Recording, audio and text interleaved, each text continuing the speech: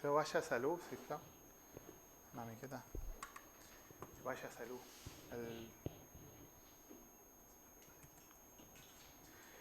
Bueno, buenos días. Les recuerdo que puedan apagar los móviles, ponerlos en silencio. Y vamos a buscar Mateo 28, versículo 1. Mateo 28, 1.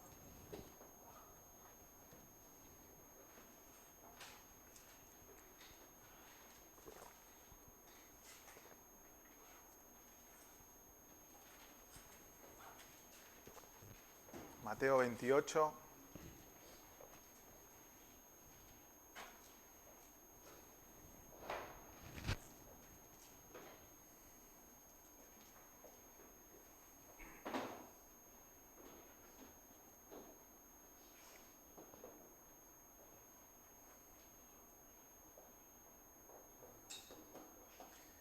Versículo 1, ¿lo tenéis?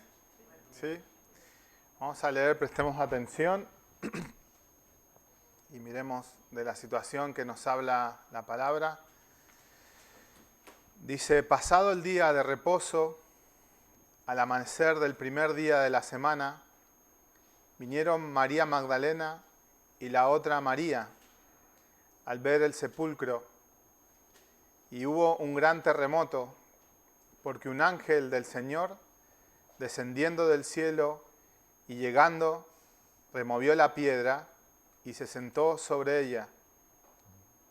Su aspecto era como un relámpago y su vestido blanco como la nieve. De miedo de él, los guardas temblaron y se quedaron como muertos.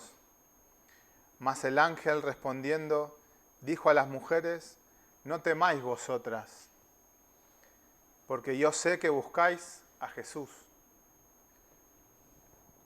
No temáis vosotras, porque yo sé que buscáis a Jesús, el que fue crucificado, no cualquier Jesús, el que fue crucificado.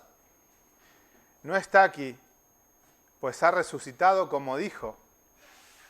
Venid, ver el lugar donde fue puesto el Señor, e id pronto y decid a sus discípulos que ha resucitado de los muertos, y aquí va delante de vosotros a Galilea, allí le veréis.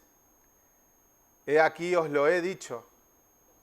Entonces ellas, saliendo del sepulcro con temor y gran gozo,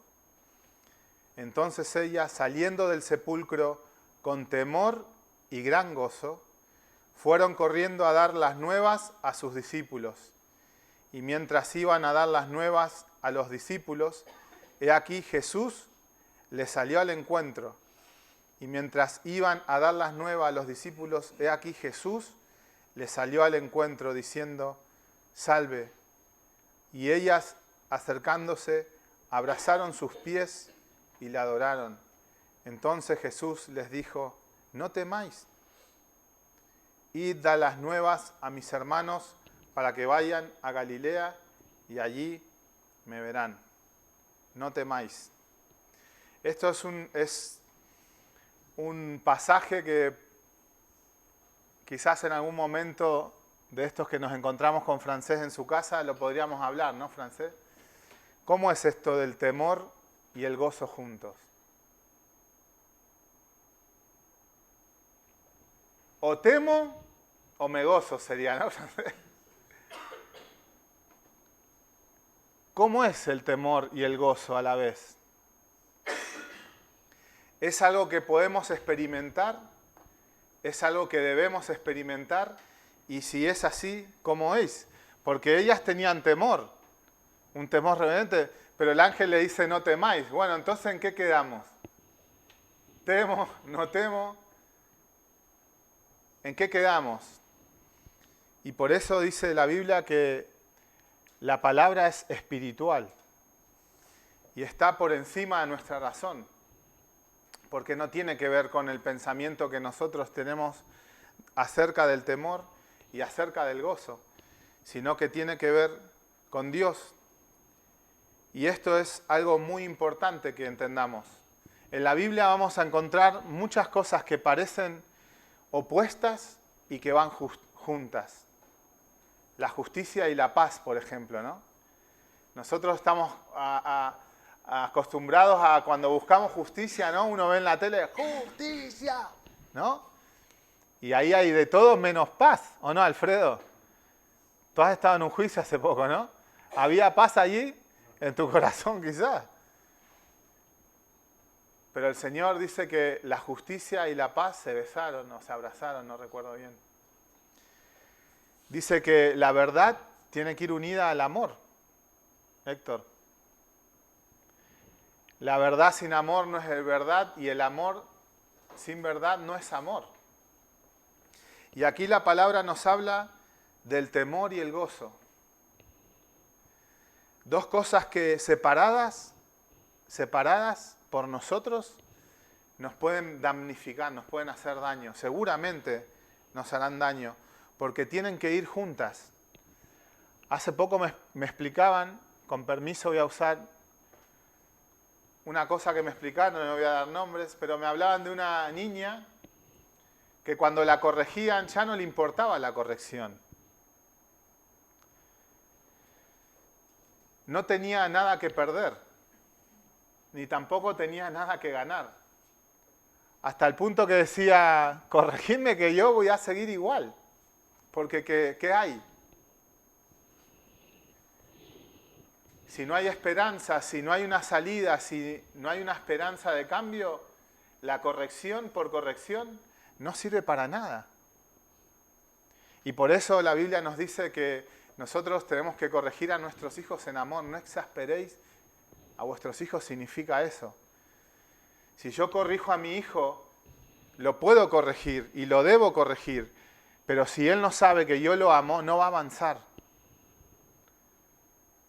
Se va a quedar estancado porque no sabrá, estaré haciendo bien, no estaré haciendo bien, ¿no? A veces nos pasa eso en el trabajo, ¿no, Héctor? Tenemos un encargado bastante particular y uno nunca sabe si está haciendo bien. Si ese día se levantó con el pie derecho, con el pie izquierdo, entonces aunque tú hagas tu trabajo con esfuerzo, siempre está la incertidumbre. ¿Por qué? Porque no hay amor. No hay esperanza, no hay una satisfacción. Esa persona no sabe si va a satisfacer o no a la otra. Y esto es un problema porque nosotros no podemos pensar así de Dios. Y nosotros pensamos mal de Dios cuando solamente hay temor, pero no hay gozo. O cuando solamente hay gozo, pero no hay temor. Son dos cosas que desvirtuadas nos pueden hacer daño. Así como no puedo separar la verdad del amor, tampoco puedo separar el temor del gozo.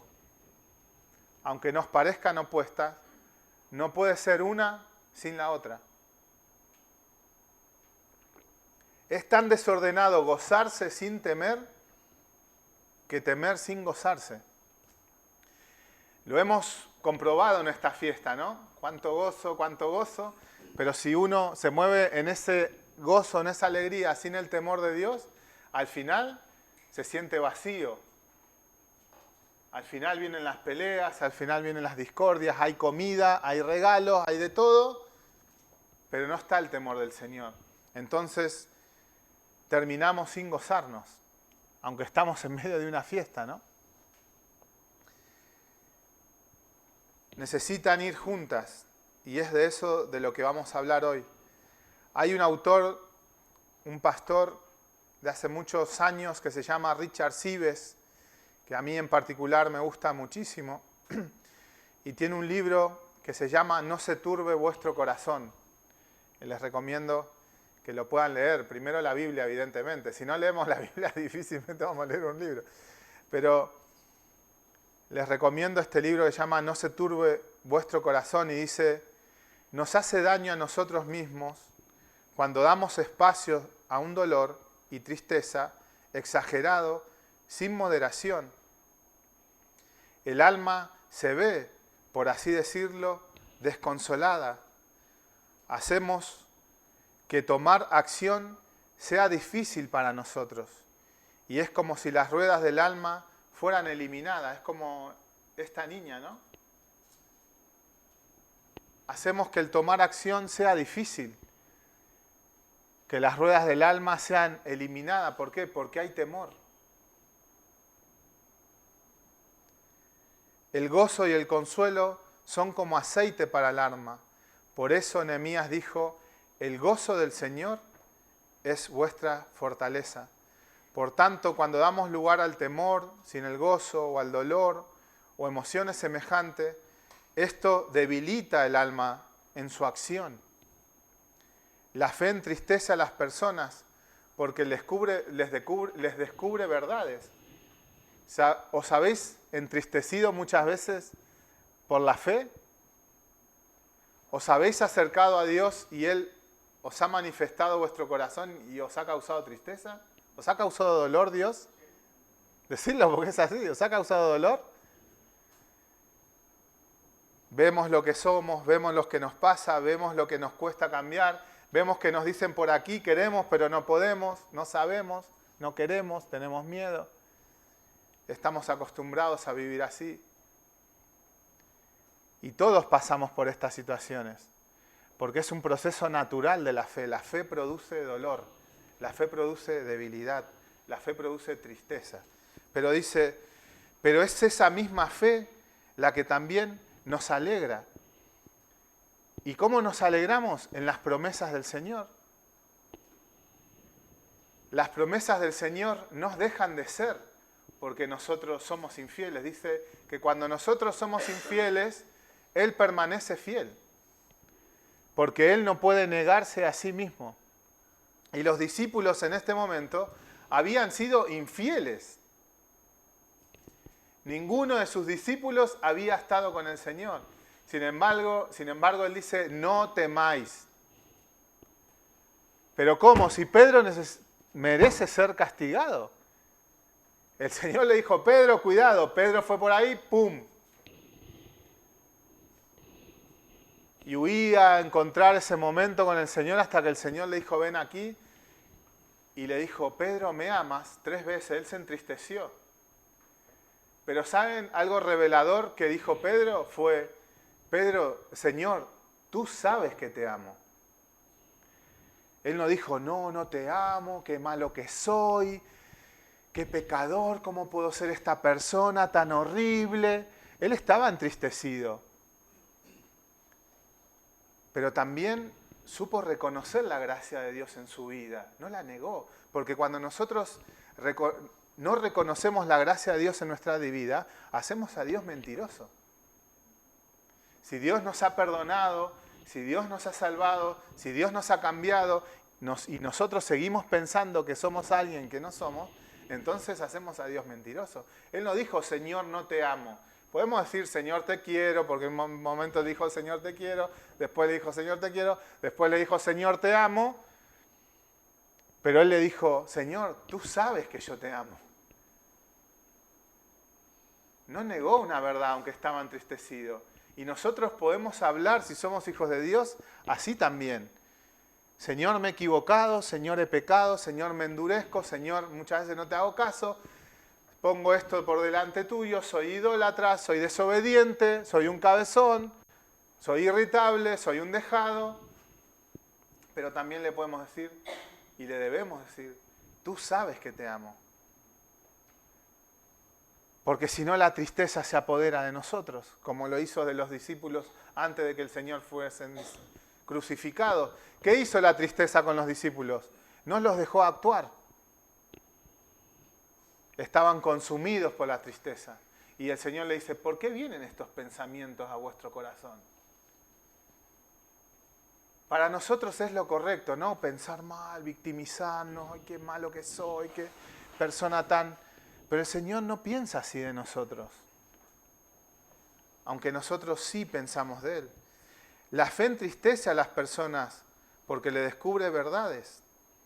Y algunas son verdades tristes. Sí, pero esa misma fe los alegra también. Los hace abatirse para que puedan elevarse. Pero la tristeza exagerada, incluso cuando es por el pecado o por la iglesia, es dañina y es escandalosa. El propósito de que tú puedas encontrar la verdad en este lugar, esa verdad que manifiesta tu corazón, no es que salgas de este lugar sin saber lo que tienes que hacer. Es para que puedas encontrar el gozo del Señor. Porque el temor sin el gozo no tiene razón de ser. Nos hace estancarnos. Y el gozo sin el temor nos hace ser egocéntricos. Nos hace ser el ombligo del mundo, nos hace utilizar a Dios. Entonces, ninguna de las dos cosas pueden ir solas. El primer punto que vamos a tratar es el temor de Dios. ¿Habéis escuchado esta palabra alguna vez? ¿La habéis sentido? ¿Habéis hecho algo que el Señor os ha mandado alguna vez y os habéis incluso haciéndolo sentido sucios?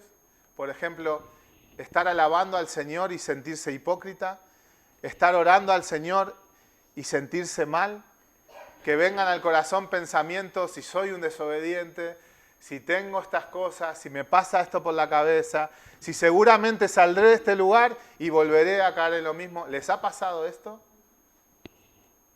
¿Os produce dolor? Pues eso es temor.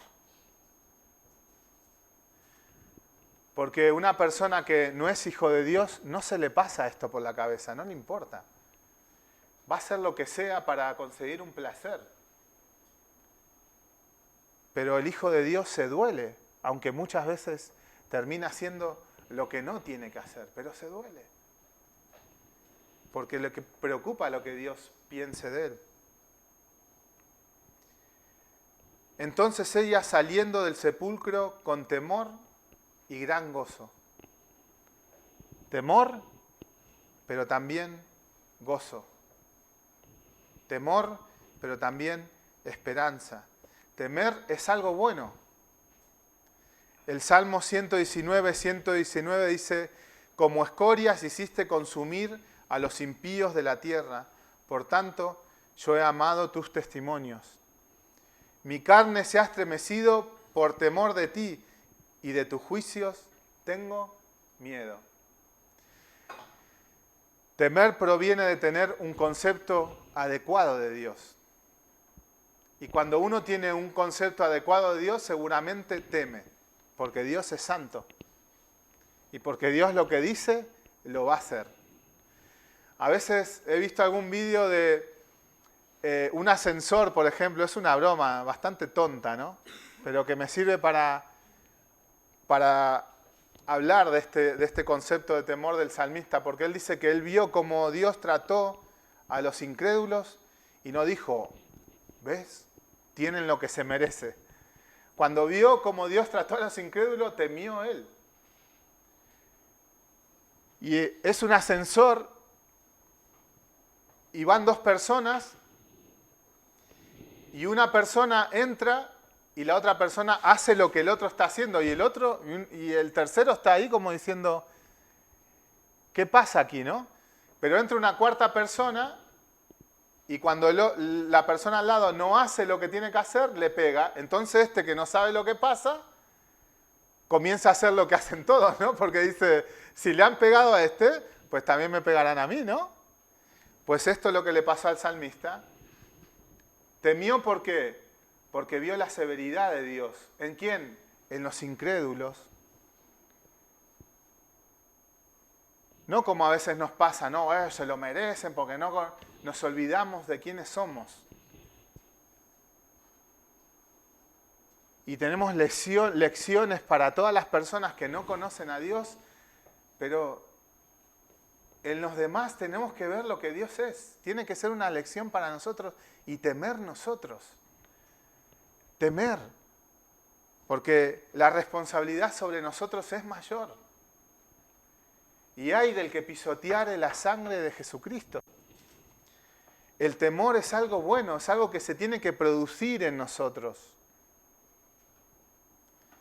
Dice, los hombres buenos necesitan refrenarse del pecado mediante los terrores del Señor, especialmente cuando el juicio empieza en la casa de Dios. Y son descubiertos los hipócritas y desechados como escorias. Esto lo dice Matthew Henry. Cuando tú veas el juicio de Dios sobre otra persona, teme. No pienses que sobre ti no vendrá, teme. Cuando ves que una persona no puede ser fiel con el Señor, cuando ves que una persona deja de congregarse, cuando ves que una persona desobedece, cuando ves que una persona miente, adultera, piensa mal, y viene el castigo, viene el juicio del Señor sobre esa persona, teme tú. Porque el que cree estar firme, mire que no caiga. El temor es algo bueno, nos refrena y nos ayuda a entender cómo es Dios. Que muchas veces Dios no es como nosotros pensamos. Dice, pensabas que yo era como tú, pero voy a venir, dice, y te corregiré. Así que recibiendo nosotros un reino inconmovible, tengamos gratitud y mediante ella sirvamos a Dios agradándole con temor y reverencia. Porque nuestro Dios es fuego consumidor. Temer a Dios es algo bueno. Porque primeramente, como decíamos antes, viene de tener un concepto adecuado de Dios, pero también viene de tener un concepto claro de nosotros mismos. La persona que teme a Dios es una persona que conoce o está conociendo a Dios y que conoce o se está conociendo a sí mismo. Entonces, porque conoce a Dios y se va conociendo a sí mismo, teme. Muchas veces nos pasa que como Elías nos escondemos, tememos pero nos escondemos, que es lo que vamos a ir viendo más adelante. Pero temer no es algo malo. El Salmo 9:20 dice, pon, oh Jehová, temor en ello, conozcan las naciones que no son sino hombres. Dios pone temor en nosotros al mostrarnos quiénes somos y nuestra condición. Nosotros nos asombramos, nosotros nos autoflagelamos y nos castigamos cuando Dios nos muestra nuestro corazón. Nos metemos en una cama, nos tapamos con una sábana, ¿no? Qué malo que soy, lo que he hecho. Nos metemos en una cueva, como nos predicaba Pastor Titi Mirón el otro día, ¿no? Oscar Mirón. Nos condenamos, pero porque ignoramos que ese es un momento necesario para nosotros. Hay otro libro que me gusta mucho, se llama El arte de aprovechar nuestras caídas. Y habla de que el Señor permite caídas en nosotros para que entendamos quiénes somos, para que nos humillemos, para que nos acerquemos al Señor, para que entendamos que no somos lo que nosotros pensamos que era. Entonces cuando caemos, nos asombramos, ¿no? Pero al final somos eso. Y en ese momento tenemos que temer como David, que dijo, yo sé, Señor, que tus juicios son justos y que conforme a tu fidelidad me afligiste. Temer también es reconocer nuestra dependencia de Dios. Dice el Salmo 34:9, temed a Jehová vosotros sus santos, pues nada falta a los que le temen. Como decíamos antes, temer es reconocer mis debilidades. Cuando yo veo mi corazón, en vez de esconderme, me tengo que acercar al Señor y decirle, Señor, esto es lo que soy, ayúdame. Pero también temer es reconocer nuestra dependencia de Dios.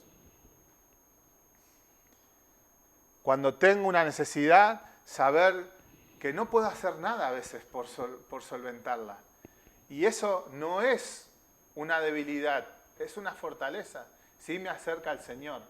No tener la capacidad no es perder. Temed a Jehová vosotros sus santos, pues nada falta a los que le temen. Nada falta. ¿Qué quiere decir? ¿Quién es el que me provee? Es el Señor. Entonces, cuando tú no te puedes proveer a ti mismo, teme.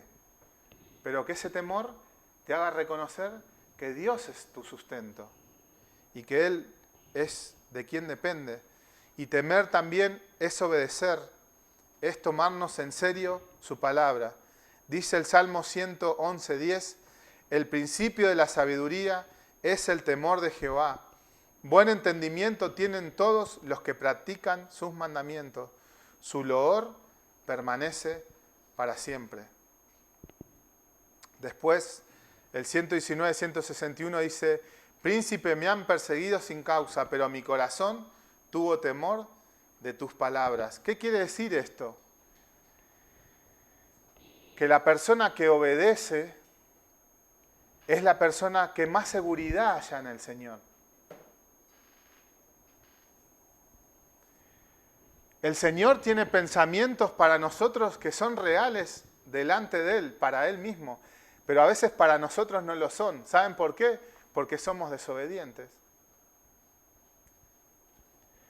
El Señor le dijo a sus discípulos, id a tal lugar y allí estaré. ¿Y saben lo que hicieron? ¿Recuerdan el camino de Maús? ¿Qué estaban haciendo sus discípulos? Se estaban yendo, ¿no? Y estaban tristes y estaban derrotados hasta que el Señor los encontró en el camino. ¿Por qué se sentían así? ¿Porque Dios los quería así? Dios no los quería así. Jesús le dijo, después de lo que pase esto, después de que me neguéis, después de que me abandonéis, después que venga la tristeza, allí estoy yo, siempre he estado así, siempre ha sido mi propósito. Pero ¿qué es lo que les hacía ignorar las verdades de Dios? La desobediencia. Cuanto más obedecemos, más podemos comprobar la fidelidad al Señor. La obediencia es un beneficio para nosotros mismos. El temor de Dios es un beneficio para nosotros mismos. Cuando el Señor te viene a traer una palabra, te viene a corregir y te pide que obedece, no te está condenando.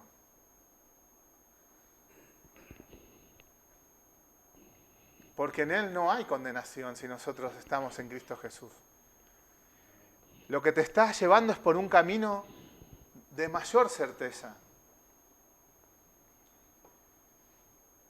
Pedro se podía haber quedado en ese pensamiento, Señor, tú sabes que te amo, ¿no? Tú sabes que yo te amo. Pero se hubiese quedado allí simplemente, sin saber que Dios también le amaba.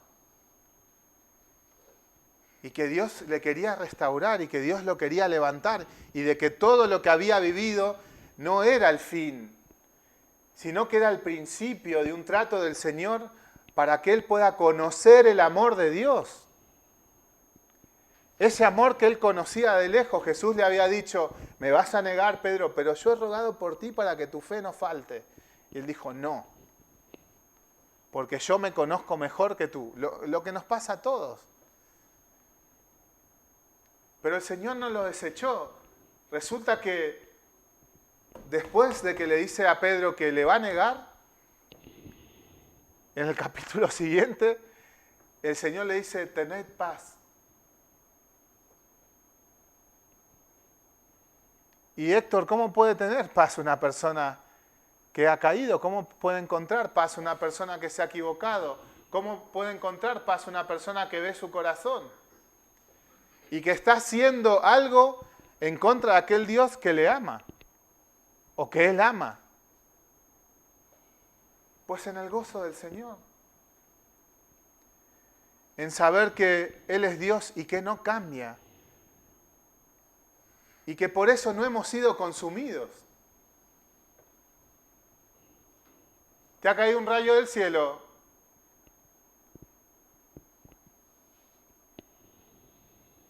¿Te ha quemado el Señor? ¿Te ha dejado tirado con una colilla?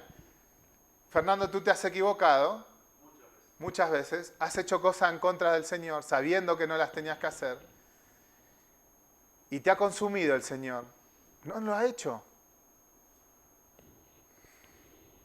Porque cuando nosotros hemos caído, el Señor nos dice, no temas.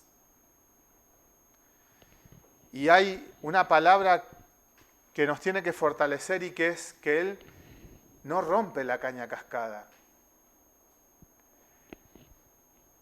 Nosotros sí vamos por el camino y hay una caña media rota que nos molesta, ¡pum!, le pegamos una patada, la cortamos, ¿no? Esta no me sirve, ¡fan! Pero la palabra dice que Dios no quebrará la caña cascada, ni apagará el pábilo que humea. ¿Saben lo que es un pábilo? Es una vela que se le ha acabado el fuego y sale un humo así que uno dice, aquí no hay luz. Pero el Señor dice, no la voy a apagar.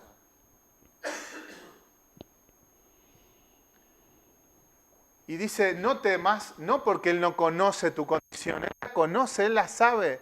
Y la ha conocido antes de que tú nazcas. Pero ha provisto una salida para eso. Y es el gozo. El temor tiene que estar en nuestro corazón, pero tiene que estar acompañado del gozo. Alma mía, espera en Jehová, porque aún he de alabarle. ¿Por qué dice esto David? Porque ahora no le alaba. No encuentra razones. Quizás se queja, quizás no sabe, no lo ve, no lo entiende. Pero él se dice a sí mismo, alma mía, espera en Jehová, porque aún he de alabarle. ¿Saben de quién habla bien? De Dios. Pero también de quién habla bien? De sí mismo. Aún te he de alabar, Señor. Lo hace Job también. Yo sé que mi Redentor vive, yo sé que me va a levantar de esta ceniza y mis labios le alabarán. El desánimo tiene un propósito, llevarnos a los pies del Señor, lo hemos visto, ¿no?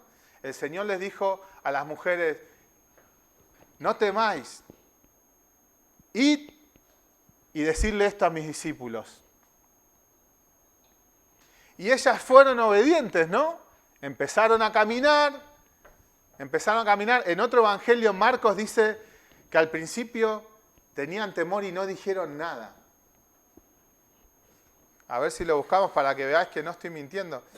Marcos 16:8. Al principio por temor no dijeron nada. ¿Por qué? Porque como decíamos antes, el temor sin el gozo nos frena.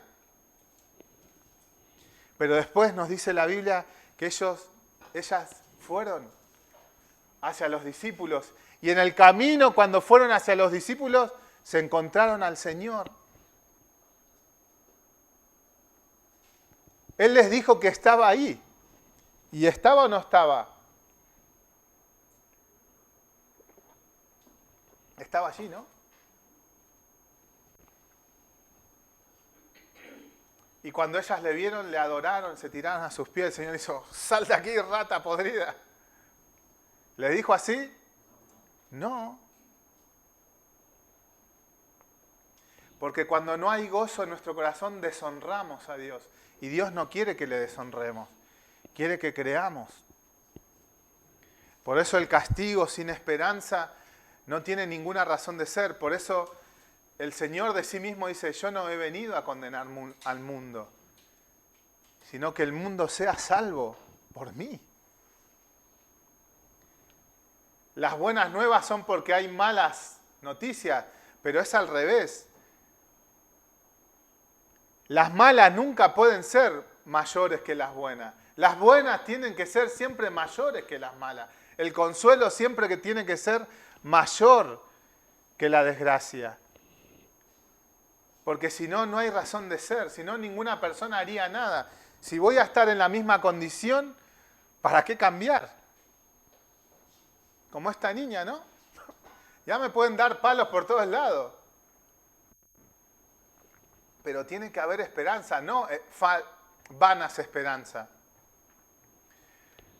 Porque también dice Proverbios que el perezoso espera la comida así, ¿no?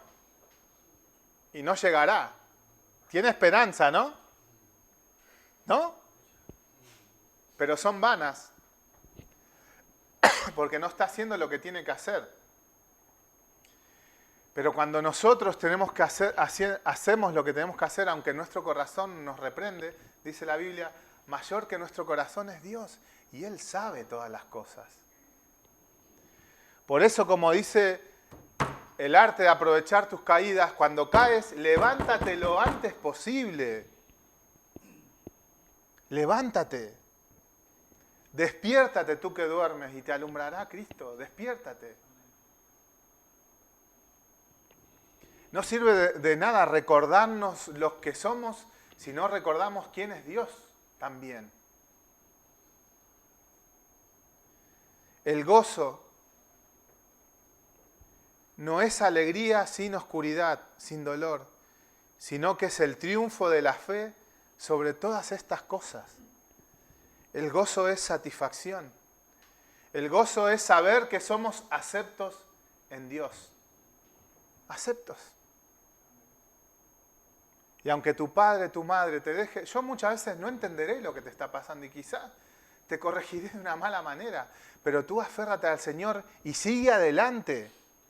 Levántate. Levántate. Porque si no vas a deshonrar a Dios. Su gozo es tu fortaleza. De cierto, dice Juan 16, 20, de cierto os digo, vosotros lloraréis y lamentaréis y el mundo se alegrará. ¿Saben por qué llorarán y se lamentarán? No solamente porque iban a ser perseguidos, sino porque se iban a equivocar. Y el diablo está esperando ahí, ¿no? Está esperando la derrota para decirnos, si eres hijo de Dios, y sembrar dudas. Examínate. Y si encuentras fe como un gradito de mostaza, tira para adelante, mi hermano.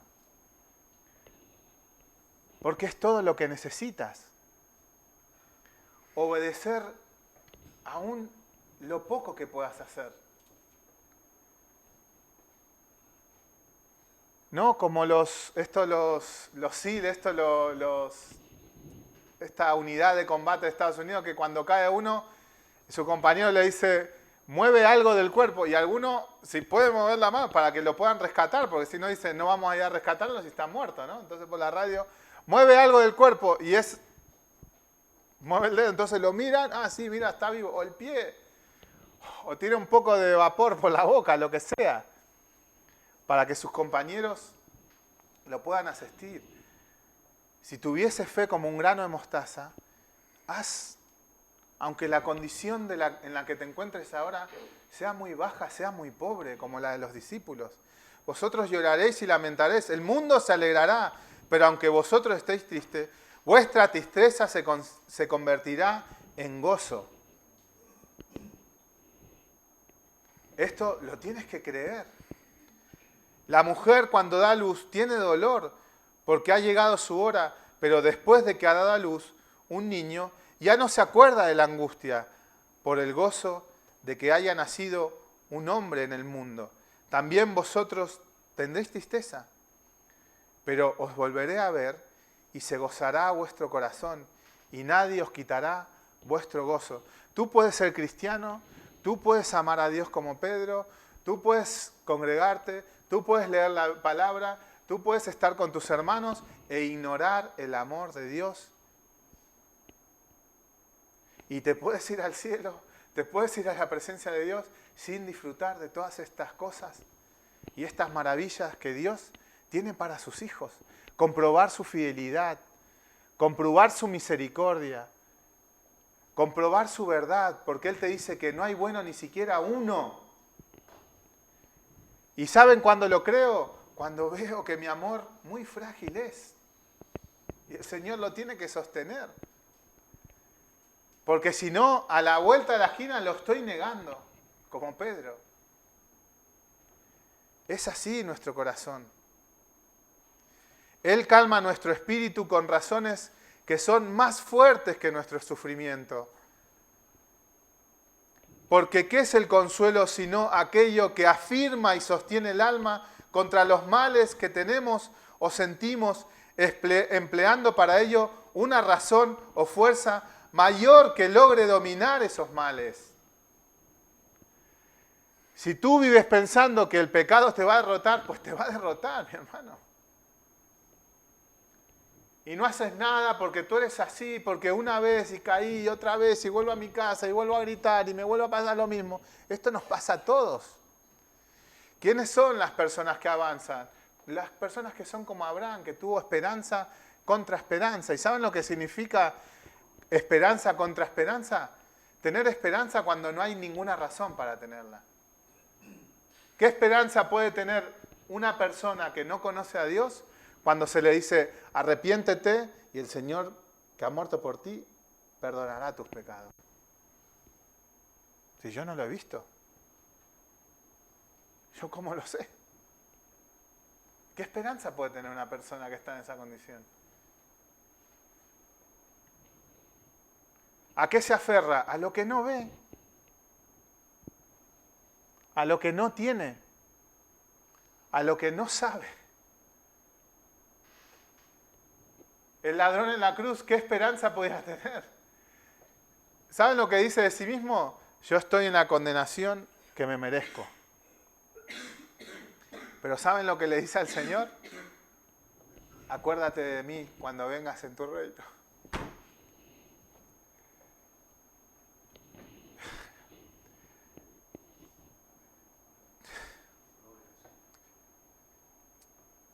Es que mi hermano, yo no te quiero vender un Dios Papá Noel.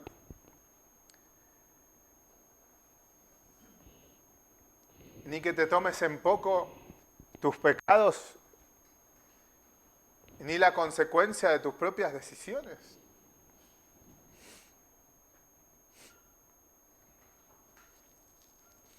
Pero sí que dejes de negar el amor de Dios sobre tu vida, sobre la vida de los demás. Porque simplemente tú estás viendo las cosas con unas gafas equivocadas, no porque Dios sea así. Deja de negar a Dios. Deja de decir que Él es de una manera que no lo es, simplemente porque todos vivimos experiencia, porque todos tenemos un entendimiento del amor, porque hemos sido perseguidos, porque hemos sido limitados, porque hemos sido maltratados. Entonces nosotros pensamos que Dios es así. Pero Dios no es así. No puede serlo porque si no, tú no tendrías ninguna esperanza de ser. Porque todos caemos y todos negamos al Señor. ¿Qué es el consuelo sino aquello que afirma y sostiene el alma contra los males que tememos o sentimos o empleando para ello una razón o una fuerza mayor que logre dominar esos males?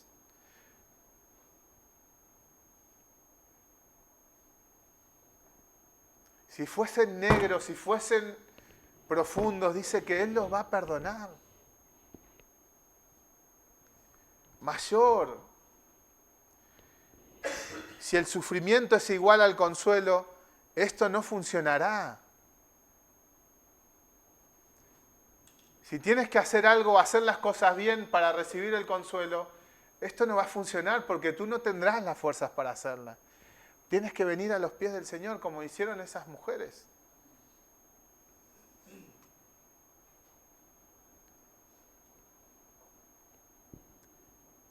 Y necesitamos esa certeza, no solamente por repetir las promesas del Señor, sino obedeciendo, creyendo. Y si el Señor te dice que Él te perdona, obedece. Y si el Señor te dice que le alabes, alábalo. Aunque tu corazón te reprenda, bendícele, búscalo, ora. Reconoce lo que te pasa por el corazón, sé sincero con el Señor. No sé, no quiero hacerlo, Señor, me cuesta hacerlo. Y he visto una vez y otra vez que he caído y me cuesta porque siento seguridad cuando me obedezco a mí mismo. Es así. Y mientras iban a dar las nuevas a los discípulos, he aquí Jesús les salió al encuentro, diciendo, salve, salve, salud, bendición, bienestar, tranquilidad. Y ellas acercándose, abrazaron sus pies y le adoraron. ¿Por qué? Porque al que más se le perdona, más ama.